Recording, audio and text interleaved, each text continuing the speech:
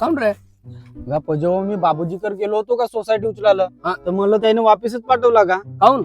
मी यावर्षी सोसायटी भरलोच नाही ना का? अबे आता भरलास का नाही तर तू? बापा सूट होणार होती ना का? तुझ्या डोक्यात सूट होणार होती. कोण अक्कल सांगलं बे तुला? मला विक्की भाऊन सांगितलं सूट होणार आहे म्हणून. मग आता नवीन सोसायटी उचलाल त्याच्याकडे का नाही गेला असतं? का मंत्री आहे का काय का बाबू आहे तो लमचा यंटम्या?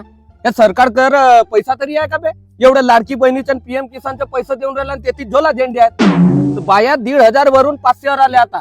हा दिमाग लावलास का तू?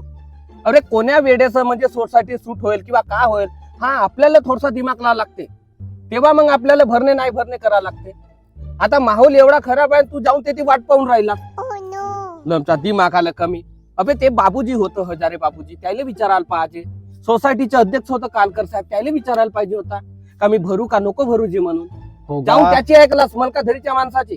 हो का बापा? का पण आता कसा करायचा का? आता कसा करायचा म्हणजे आता तुला पुऱ्या सोसायटीवर 1 वर्षाचा व्याज लागल. समजलास का? तो व्याजासकट तुला रक्कम भरा लागल. त्याच्यानंतर केस बनवलं मग तुला सोसायटी भेटल. समजलास का?